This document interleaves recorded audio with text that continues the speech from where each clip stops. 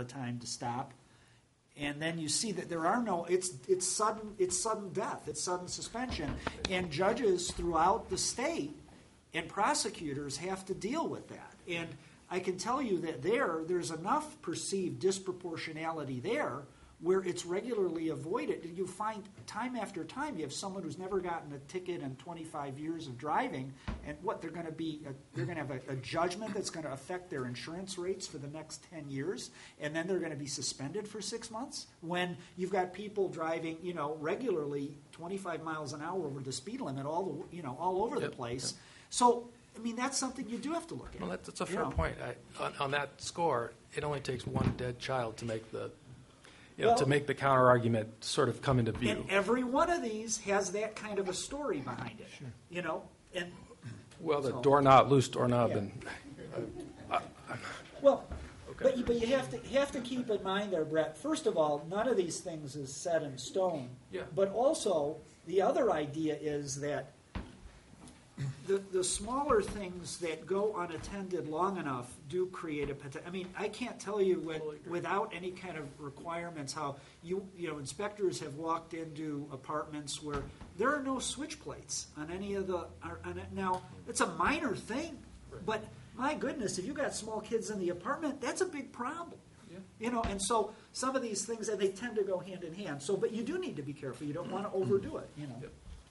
I think one of the things that you started the conversation with, Brett, is the teeth and what do we do and how do you do that. And I see Lou Larson sitting out there, and I think a big discussion is going to have to come from them in the near future as to what do you see when you're out there on a daily basis that's going to be necessary to bring some of these houses into compliance. And part of the problem we know is that we can write something up, and then if it doesn't take care of away, then it goes to court, and then the judge it goes on, or they clean it up, and then it's 6 months later it looks worse than it did. And so I think as we talk to our building code people that are out there on a day in and day out basis, they can give us a pretty good idea as this comes to council to decide what is it going to really take to make a difference here. Yeah, right? but it's similar with the police thing. I mean, at least if I've read the agendas right, is we're going to be discussing the police officer in the neighborhood. It's also going to be discussed whether or not we can have another police officer, which I thoroughly support. The question is, Lou's a nice guy, but he doesn't have a big enough photocopy machine to make 3 or 4 more Lou's. Yeah. And that gets back down to the question of how we're going to pay for this. How are you going to pay for it and get the staffing? And, that has to be asked at the end of the day. I'll say it again. We can have the best ordinances in the books and the best policies in the books. We're going to have to figure out as a community whether or not we want to support it by the staff necessary to take care of it. Right. Here's another variable that's out there. Bill, you were talking about variables. You have a finance department, someone relatively new now, who we met early in the process, who had realized, and like in many other communities before the financial downturn in 2008, the enforcement of judgments largely consisted of sending them out to a collection agency. And of course, when you get a notice from a collection agency, you have the right as a debtor in order to protest it.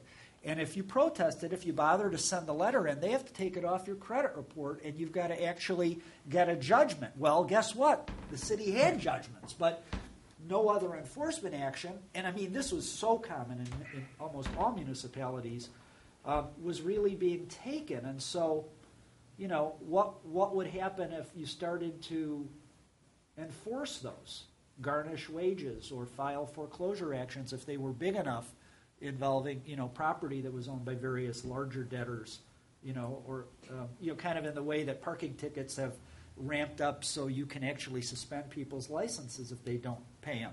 But in these judgments, what would happen if you start following up more? Would you get better compliance because you're starting to enforce these? Probably, and then you see where you are. But that's just another example of how you can even be enforcing at one level of a city, and then at another level, if there's a different kind of follow-up because of perceived priorities, then you don't really get the bang for your buck you thought you were getting by getting those judgments. What's the difference now? There's the International Property Maintenance Code, which I'm somewhat familiar, has, 70 pages, say. And every one of those pages cites some type of infraction for Right. which there are certain fines and consequences. And in some cases, if it's a dangerous condition, the code official has authority, and it has to be vetted with the city attorney, I'm sure, to go in and post it as uninhabitable or a dangerous structure, and even has the authority under the international code, which you're always best to check this out with the city attorney as Right. well, Right. to raise the structure. If if it's leaning, that would be Yeah. the most extreme case. So if that is rigorously enforced, and there are sufficient bodies to do it, and I don't know how many properties right now in DeKalb are in any of these conditions, from the most extreme case of the Leaning Tower Pizza to occupied but looking pretty trashy. You know, the place that people call about every other week, the neighbors and so forth. How many are those? Is it 10, 20, 30? I don't know how many there are. But if you just enforce your International Property Maintenance Code, why wouldn't that solve it? Well, Bill, it would. The only issue is the ordinances like this give much more due process than that does. And our advice typically is you don't want your code administrator authorizing raising a structure without some kind of due process. I'm not suggesting But that's, that, of course. But fines, notices, fines, maybe even court action. But all those things. Even there, Bill, this idea of imposing fines, without any kind of, Wait. I didn't say anywhere in here about no due process. And if you want to elaborate, and the International Code is fairly stark, after all, it is for all countries and all it's so states broad, and so right. forth. But with a little bit of amplification, you can build in what we are comfortable with in terms of due process, where you could have a warning fine. And I think actually that is in there, but warnings and then citations and fines and then progressive fines if you don't do certain you would things. typically So incorporate. that's all there. It's my sense that the problem isn't a lack of ordinances and law or a lack of fine structures to compel attention, but a lack of bodies.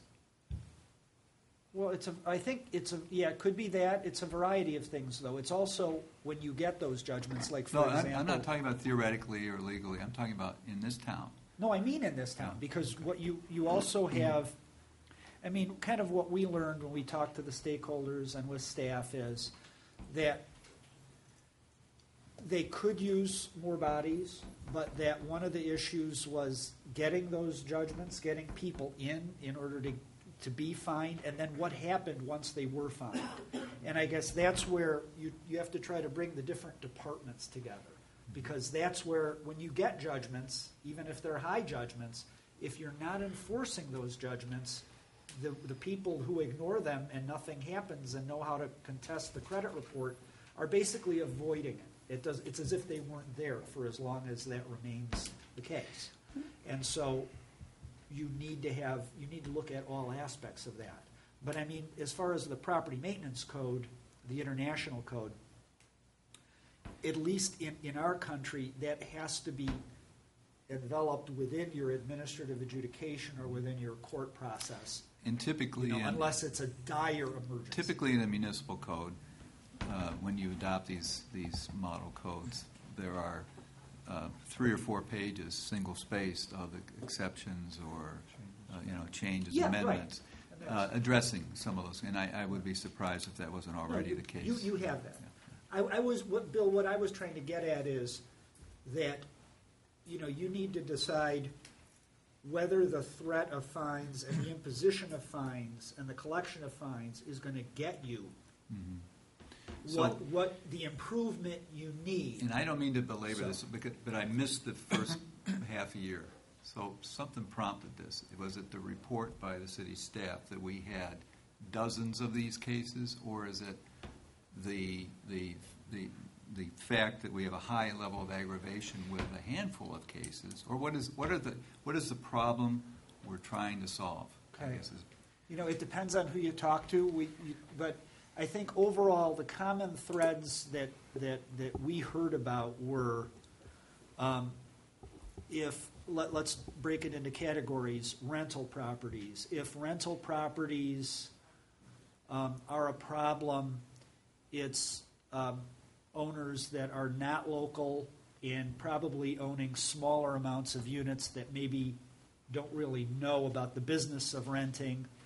We also heard that there's problem with single-family houses in general, both by ones that may be being rented out, ones that are owner-occupied, but people have fallen on hard times and they're not taking care of the property, and a big concern with bank, not owned, but foreclosures where the people are gone and the banks are kind of getting title, but they're not in any particular hurry because they don't particularly want to have the legal responsibility of owning property that's in violation.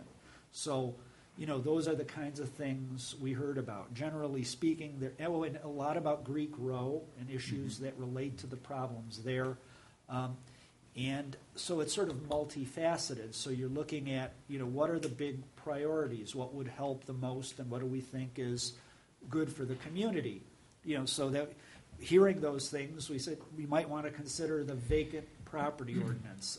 You might want to consider, as a policy matter, asking to meet with representatives from the bank that own the most or are involved in the most properties, because we found that trying to find the key people at a bank is often very helpful. As long as you can avoid finding someone who is responsible, they're happy with, I'll pass that along. Or, if the rental properties, if there is a perception that they need some oversight, trying to find the key ways to do that. If it's through registration, or if it's through the disorderly house, and that's how you've all been engaging in those discussions, I think, Bill, trying to address those problems. Another area that we looked at was communication between the university and the city, because there was also a concern about how university housing and university housing requirements might affect rental of landlords in the city that rent to students. Areas like on Greek Row where there's an interplay between the two entities and the two populations, all those things. Brett, you had a comment? Yeah, I can connect to what Bill was saying a little bit. I mean, to honor the integrity of the task force for the year's worth of work on this, we have a quality subcommittee, which I'm not a member of, but I did sit in on a hearing, if you will, that they had. And probably 45 minutes worth of interrogatories led by Jerry, who I think is not here at the moment, about code enforcement and whether or not it works and that. And the discussion and the questions sort of started from the premise that we had, the code enforcement process that we had didn't have any teeth. That was a quote from the dialogue. And after about 45 minutes of interviewing code enforcement staff about their experience in enforcing it, the conclusion that was reached, and it was reached by city management was there too, was the summary quote was, so basically we really do have a good system, and we really are doing a good job. And the takeaway was that we could use some more manpower. I mean, we'd literally gotten to that point where the process of notification and kind of an informal warning leading to a more formal letter, reading to something said, look, there's a threat coming and a fine coming. And as it worked its way through, code enforcement was really successful in solving the vast majority of instances. And so we had covered that. That's before Bill came, this is probably 9 months ago. And so that's one of the reasons why we've got to this point with the task force, where the task force hasn't spent a lot of time talking about code enforcement, because we had a session on it, and we sat down with Lou and other folks from city staff and reached the conclusion that it works pretty well if you intend to implement it and you have the resources to implement it. Back to the resources question that the mayor's talking about, but that a big new system wasn't necessarily needed. Now, there were anecdotes, here and there about that is generally the case, but here and there you get the recalcitrant landlord, and I don't know exactly how often that happens, but compared to the number of citations, compared to the workload that's out there, it's understood to be a relative few. And so the question would be, how much apparatus do you set up to go after the relative few? And if you know who they are, can you tailor it? Can you, to talk like, Supreme Court type stuff, is it tailored to do just enough, just to address the problem?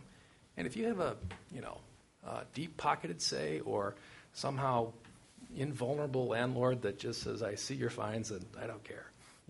At some point, if those are sat out there unpaid for a certain period of time and they're a certain level of significance, couldn't you pull that person's, couldn't you put an extra requirement on them?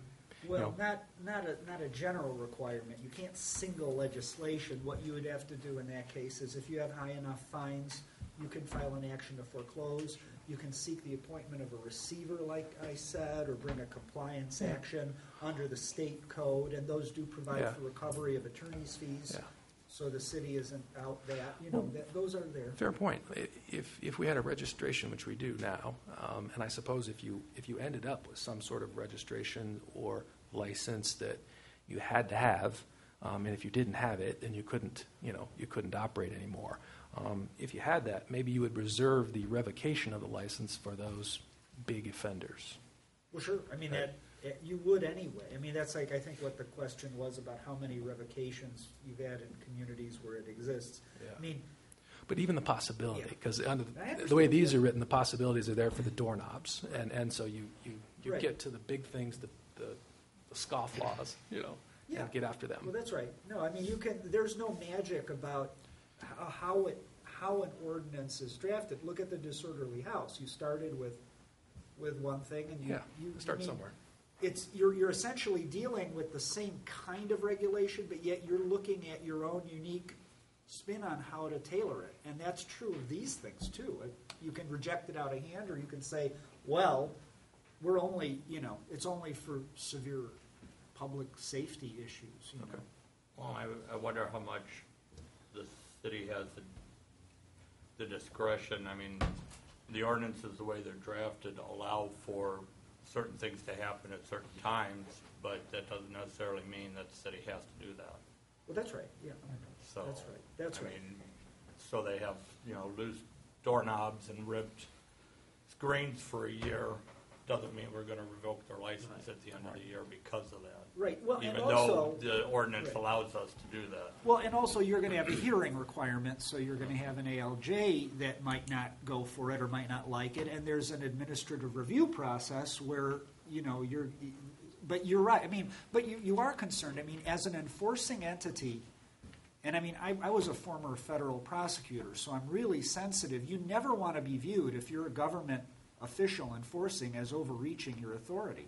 You always want to make the court system understand and believe, and I hope truly have considered that you're doing the minimum, that the situation is called for. You never want to be perceived as, well, it's never good to explain to a judge, well, the law says I can, this is the minimum. I mean, you want to explain not only to a jury or a judge if it's sentencing or whatever, not only is this the law allows this, but why it's right under these circumstances, why it's fair, why it's necessary for the public good. Because if it's not, you don't want to be asking for it, or you're going to be viewed as just not good on behalf of government.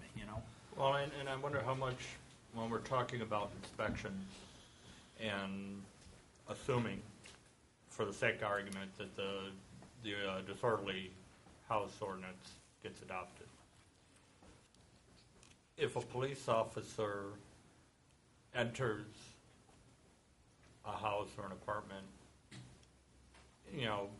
Under to those respond to a auspices, call right, And like sees this, the plates off on the wall. is that enough to trigger An an inspection. inspection by the code enforcement? Well, you could work that in. I mean, the one issue you're going to have there, okay, Ed, is that what we found is, let's say there's a call, fire is called to a house, paramedics, and we've had this, where usually it involves an older lady who's widowed and a son that never moved out. I don't know why this is so common, and the house is just completely is a hoarding situations, newspapers everywhere, terribly unsanitary. The bathroom may not have worked properly for years, and fire comes in to deal with a call about the mother being ill, and then she's taken to the hospital, and now the paramedics go, oh my goodness, The one issue you have there is they really don't have the authority to issue those kinds of citations, so then you got to try to get somebody in. So you would need some kind of trigger like Yeah, that. and I think we could do that. So you could do that. Yeah. Yeah, not necessarily so that the police can issue a citation Right, on but the to spot, give the authority but to the get authority to say, hey, look, code enforcement, we need you to come take a look at this. And right. then How do we want to proceed then with this? re-enter the property Yes. afterwards. Yeah, because like that's always provide the the, problem. and I think that would be legally, you could do that legally. And the one thing that I had a problem with these new draft ordinances is that I'd like to see something, and I understand that these ordinances were tailored specifically for rental properties, but I'd like to see something that's applicable to owner-occupied houses as far as inspections are concerned. And I see on the front page of both of these ordinances, owner-occupied houses are specifically, Yeah, we would have to, excluded. yeah, and we would have to talk about how to add that, because that would be an approach that would be unique to you. So, but there, and obviously, it would be more like directives that they be included in inspection programs from curbside or whatever, Right. Because again, you don't have common areas like hallways that are generally open to the public and Right. visitors, but, you do have right-of-way right in front. Well, and that goes back to something that Bill said earlier about, aren't we already taking care of that with the disorderly house? Mhm. Because you've got these owner-occupied houses that have no common areas, but if you're already in there for a disorderly violation, is that enough to trigger the inspection? And then you've got all these other violations on top of the original reason they were there. Right. And I think we want that built in. I think that's a good point, because I'm looking at our fire guys out there, and you probably, Eric, you see that all the time going to homes. But it's not your mission. You're in there to help the life safety issue. You're not worried about the walls and the plate or the toilets that don't flush. We have an admin who takes care of that once we get in there. You do? Okay. Yeah, you were asking how to proceed. I'd like either to have a video of this or rather replay a good deal of this conversation in our joint session with council. Yeah, because that's my thought. Yeah, because we really need to communicate two things that might not come through so well in writing. That I think, at least sensing the body and speaking for myself, there is no real strong enthusiasm for licensing, at least among this group. But there is very strong enthusiasm for clearing up both in owner-occupied and in rental apartments, any building code or any code abuses, and just communicating both these things simultaneously. I think would best be done through having a conversation with council president and repeating a lot of what we said today. And that's what I've sensed, and that's why I'm wanting to get them involved. The detail of the disorderly house was tremendous, and I wouldn't want to go to that detail. But now we're talking about, I think, the broader issues that can be discussed and then tweaked by our consultants here. Yes, Bill. Well, that's the thing, Mayor. I think it'd be interesting if the council would consider one other option. Might throw it out. And we're well ahead of the levy season, so there's no